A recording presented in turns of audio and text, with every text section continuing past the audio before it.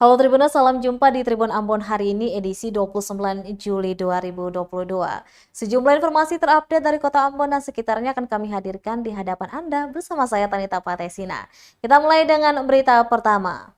Penumpang KM Ngapulu jatuh di Laut Banda saat kapal berlayar ke Ambon. Seorang penumpang KM Ngapulu, George Titawano, jatuh saat kapal sudah bertolak dari pelabuhan Banda Neira menuju Ambon. Manajer operasional Pelni Cabang Ambon, Muhammad Asagaf, saat dikonfirmasi membenarkan kejadian tersebut. Dia mengatakan sesuai berita acara yang diterima PT Pelni yang ditandatangani Nakoda KM Ngapulu, Kapten Labani, menjelaskan korban diketahui tengah terapung di laut sekitar pukul 4:30 sore hari waktu Indonesia Timur. Setelah kapal bertolak dari pelabuhan Banda, di mana korban pertama kali dilihat terapung di laut oleh penumpang bernama Calvin Aderani. Calvin langsung mendatangi anjungan untuk melaporkan apa yang dilihatnya, yakni satu orang laki-laki mengapung di lautan dengan berpegangan kayu. Setelah menerima informasi pukul 4:30 sore lewat 8 menit waktu Indonesia Timur, nakoda kapal langsung menerjunkan regu darurat dan penolong untuk menyelamatkan George Titawano. Setelah 20 menit melakukan penyelamatan, korban berhasil diangkat ke kapal dan dilarikan langsung ke poliklinik untuk mendapatkan perawatan. Untuk penyebab korban bisa jatuh ke laut, Asagaf mengaku tidak tahu pasti. Asagaf menambahkan kapal KM Ngapulu tadi malam sudah bersandar di pelabuhan Ambon. Korban dipastikannya tetap melanjutkan pelayaran dengan tujuan Bau-Bau pasca alami insiden tersebut.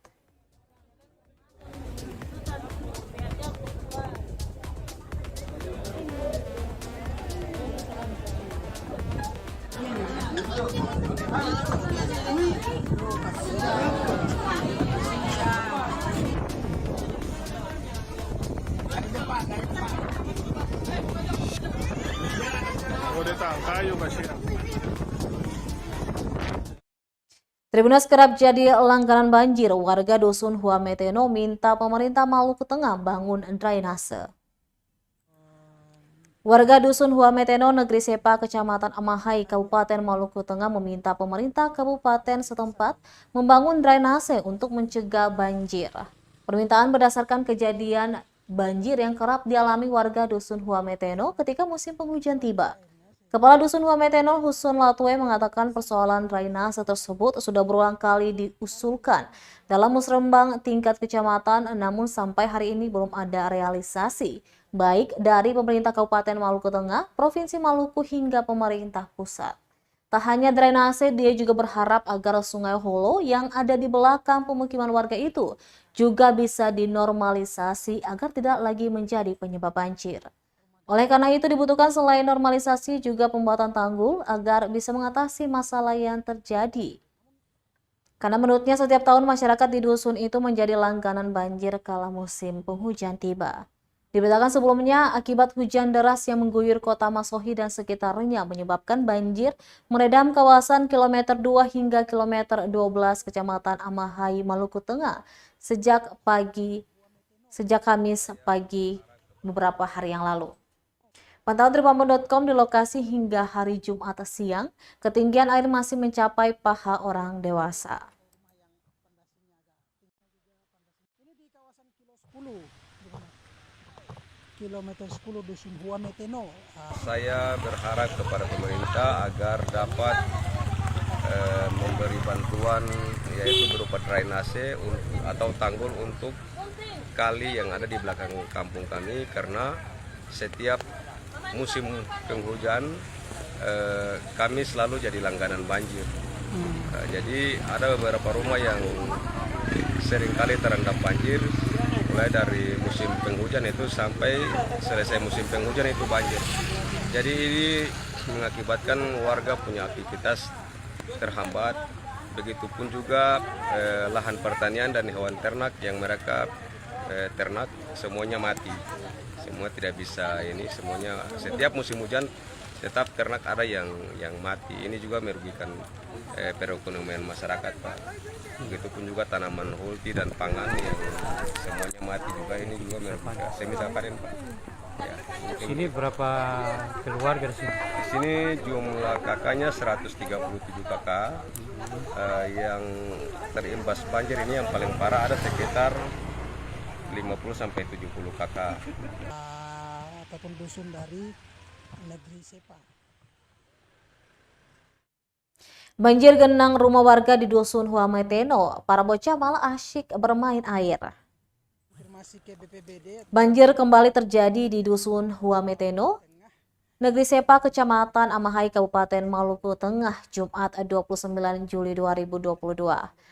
Alih-alih cemas, sejumlah bocah justru memanfaatkan genangan air untuk bermain air. Pantauan tribunambon.com, para bocah menjadikan genangan air layaknya kolam renang. Para bocah lainnya malah menaiki perahu karet milik BNPB. Ditemui tribunambon.com, mereka mengaku tidak takut banjir. Alvaris, salah satu bocah yang ditemui di lokasi, mengaku tidak takut dengan banjir. Serupa dengan itu, bocah lainnya Marini mengaku sudah biasa bermain air saat banjir. Lantaran kejadian itu bukan pertama kali terjadi. Sementara itu, Kepala Dusun Huameteno, Husein Latwe, menjelaskan banjir disebabkan luapan Sungai Holo yang letaknya tak jauh dari pemukiman warga. Banjir tahun ini sudah terjadi untuk ketiga kalinya, namun kali ini lebih besar dari banjir yang terjadi sebelumnya. Diberitakan sebelumnya banjir terjadi dampak luapan Sungai Holo setelah hujan dengan intensitas tinggi mendera wilayah Maluku Tengah dan sekitarnya. Banjir terjadi sejak Kamis 28 Juli 2022. Data yang dihimpun tribunambon.com, sebanyak 50 rumah terendam banjir.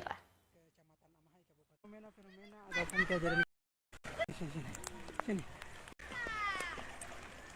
Dong biasa jaga bermain begini. Hei, nama siapa? Alvaris. Senang bermain begini? Senang. Lo sen takut karena apa ini, bakteri? Sen takut? Oke.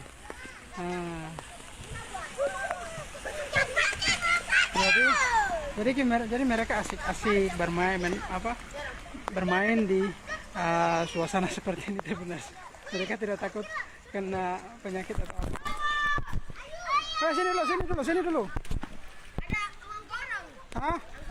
Sebentar. Tribuners, hingga Jumat sore banjir masih merendam puluhan rumah di Dusun Huameteno, Maluku Tengah. Puluhan rumah di Dusun Huameteno, Negeri Sepa, Kecamatan Amahai, Kabupaten Maluku Tengah, hingga sore tadi masih terendam banjir. Pantauan tribunambon.com di Dusun Huameteno, Jumat 29 Juli 2022 sore, ketinggian air masih mencapai paha orang dewasa. Sejumlah warga pun masih mengevakuasi sejumlah barang elektronik dan perkakas rumah tangga lainnya. Sementara itu, meski hujan mulai mereda, air belum juga surut. Menurut warga, air lambat surut lantaran tersumbatnya saluran drainase. Diberitakan sebelumnya banjir terjadi dampak luapan Sungai Holo setelah hujan dengan intensitas tinggi mendera wilayah Maluku Tengah dan sekitarnya. Banjir terjadi sejak Kamis 28 Juli 2022 kemarin. Data yang dihimpun, sebanyak 50 rumah masih terendam banjir. Postingan di media sosial itu ada ketinggian air di rumah gantung atau rumah yang pendas di dapur mereka juga. Namun beberapa yang kita lihat di sini sepertinya belum beraktivitas sama sekali karena rumahnya juga Dusun Huameteno. Ibu Lela ini belum masak, berarti rumah dapur semua terendam. Nah, dapur hampir roboh sana. Oh ya, lalu tinggal di mana nih barang-barang? Itu mengungsi ke kakak di atas. Oh, yang rumah tinggi sana itu? Oh ya, jadi Ibu Lela ini lagi ngungsi di rumah kakaknya sana karena rumahnya rumah gantung, jadi tinggi ya. Dari kemarin ya? Iya. Oh, oke. Tapi masak di sana di kakak. Oh, oke.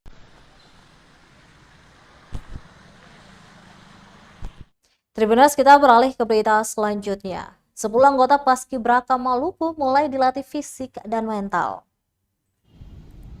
Sedikitnya 10 anggota pasukan pengibar bendera pusaka Paskibraka tingkat Provinsi Maluku mulai mengikuti pemusatan latihan.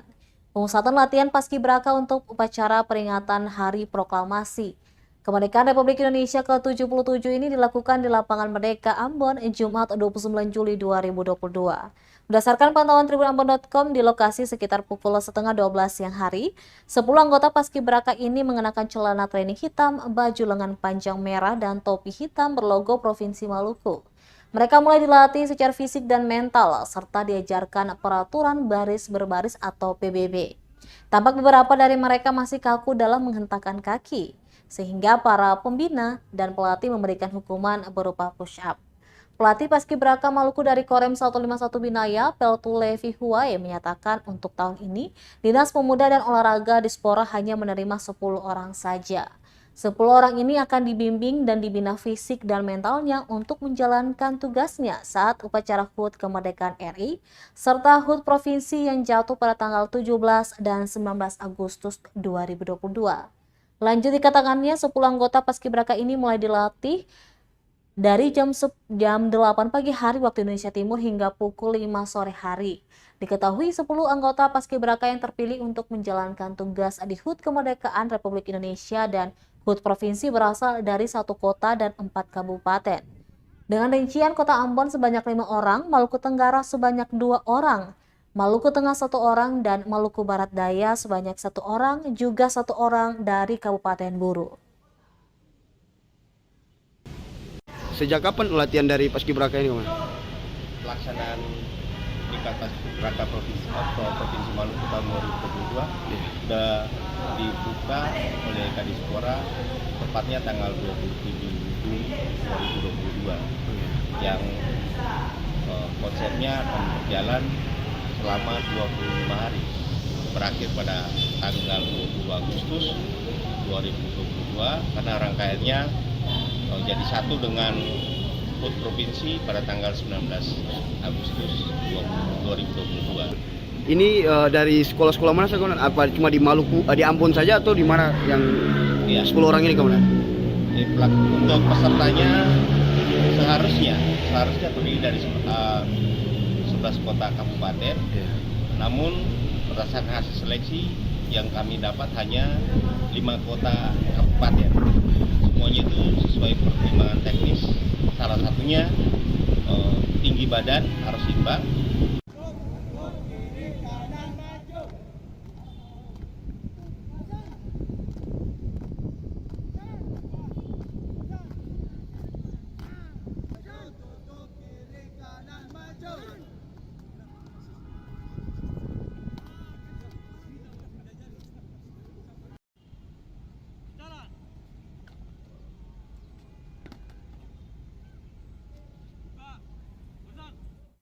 Tribunal Terminal Mardika Ambon ditertibkan Agustus mendatang.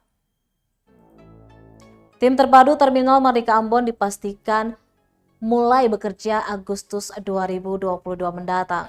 Terminal Mardika pun bakal segera ditertibkan dari aktivitas pedagang yang menempati area terminal. Hal itu tertuang dalam Surat Keputusan Wali Kota Ambon nomor 452 tentang pembentukan tim terpadu. Tim terpadu sendiri tergabung dari sejumlah OPD terkait. Demikian disampaikan anggota Komisi 3 DPRD Kota Ambon, Lucky Upulatu Nikiyulu kepada wartawan Jumat 29 Juli 2022. Menurutnya, alih fungsi Terminal Mardika berimbas pada sejumlah aspek, diantaranya kemacetan hingga masalah kebersihan. Dijelaskannya akan ada 7 unit pos yang dibangun dalam terminal. 7 unit pos itu bakal ditempati 202 petugas dari tim terpadu. Diketahui beberapa OPD yang terlibat dalam tim terpadu yakni dari Dinas Perhubungan, Dinas Lingkungan Hidup dan Persampahan Kota Ambon, Satpol PP, Dinas Perindustrian dan Perdagangan, dan beberapa OPD lainnya.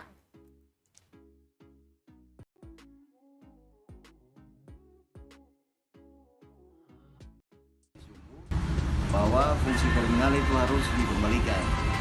Hasil rapat kemarin menunjukkan bahwa ada etiket baik para pedagang untuk tidak lagi melakukan aktivitas jual beli di situ sepanjang mulai dari tanggal 1 sampai tanggal 4 itu komitmen tim terpadu untuk melakukan penertiban dan penataan. Kenapa? Ini benang khusus yang harus dibuka.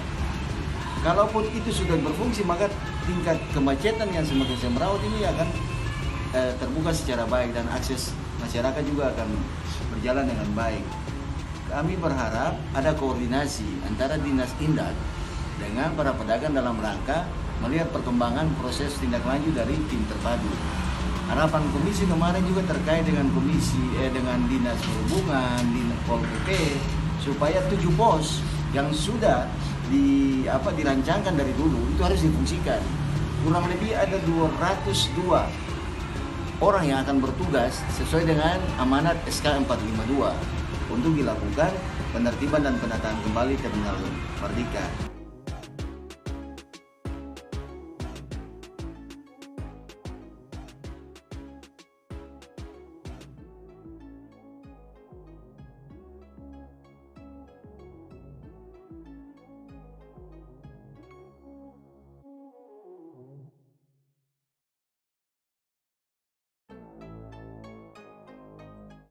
Baik Tribuners, demikianlah Tribun Ambon hari ini edisi 29 Juli 2022.